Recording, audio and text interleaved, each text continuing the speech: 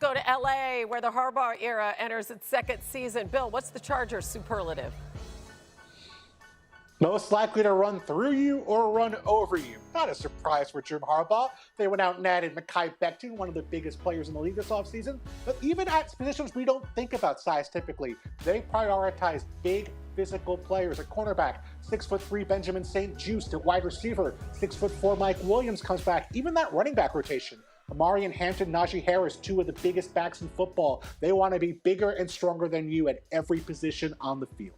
Kevin, top 3 priorities this summer. Yeah, this one's easy. Number one, get Amari and Hampton ready as quickly as possible. They need to hit that dimension in the running game for a rookie. Number two, get a second receiver to make room for Ladd McConkey. That could be Trey Harris, their second-round pick, one of the best deep threats in college football over the past 2 years. But then the big thing is keep Justin Herbert upright.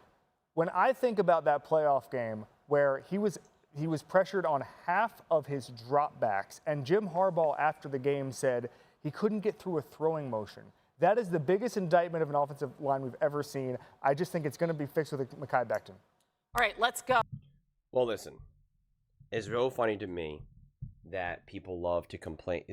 Right now, it's very in vogue to make fun of and rip Justin Herbert, and it's like, the dude was dealing with relentless pressure in that playoff game. And yet no one says, oh, it's the pressure. It's the pressure. And yet when Patrick Mahomes loses in the Super Bowl, they're like, oh, well, his whole line, the pressure. And it's like, all right, what? Can we have it both ways? And you can't say, well, Patrick Mahomes has won a Super Bowl. Or it's like, that doesn't matter. We're looking at this on an individual game basis. And, you know, the O-line had a welcome to the NFL moment, right? Like it's just, and you're going up against a very experienced defensive pass rush and just a defense as a whole with the Houston Texans, and you're going up some against some big dudes there, and that's what happens. And you know, I think Ladd needs to not be their wide receiver one; he needs to be their wide receiver two. Quite frankly, he needs to be Devontae Smith, not AJ Brown.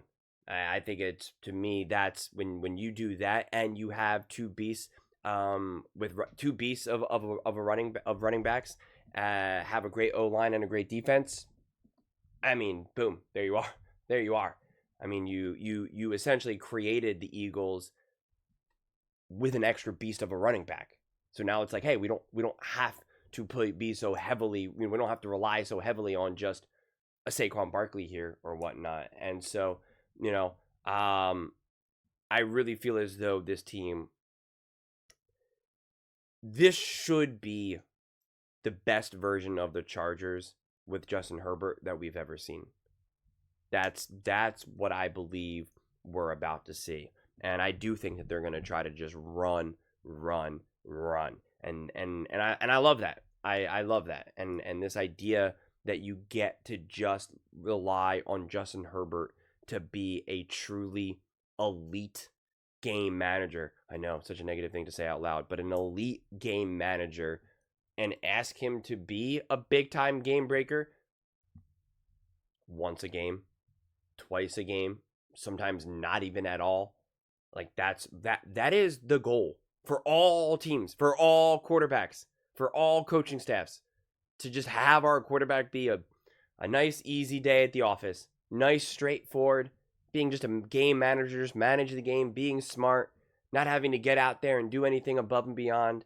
And then occasionally when you do need that, if you are involved in a shootout or you do find yourself down by big or, you know, whatever it may be, you have Justin Herbert, an elite quarterback who apparently people love to hate on, but yet, you know, at least cooler heads prevail.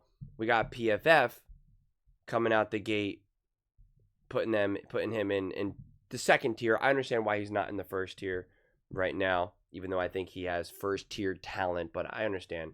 Herbert might be the best regular season quarterback in non-clutch situations. His 91 grade overall over the past 3 seasons ranks 6th, and when excluding playoff performances, his passing grade actually tops Patrick Mahomes. In standard game situations, outside of late game or high pressure moments, Herbert owns the second highest passing grade in the league.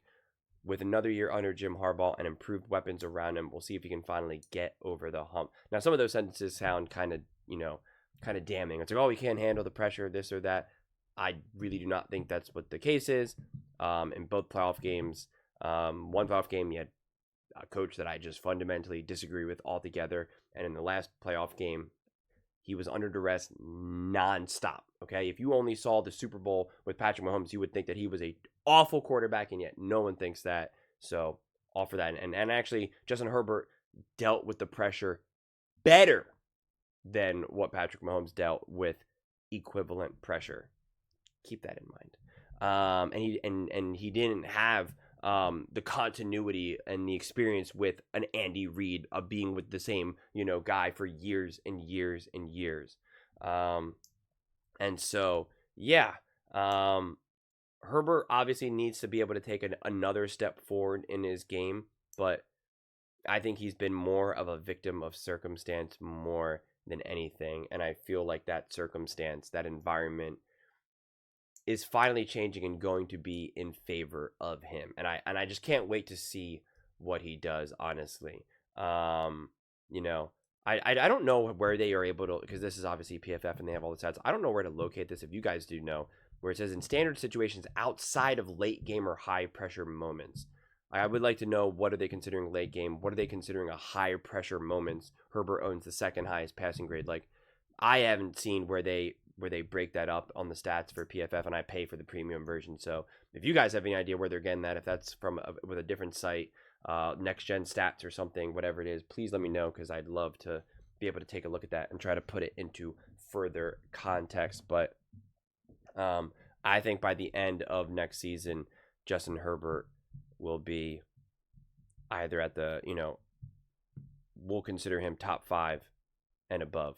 I understand why Josh Allen, Lamar Jackson, Joe Burrow, and Patrick Mahomes are in their own category because of what they've been able to achieve, because of what they've consistently been able to do.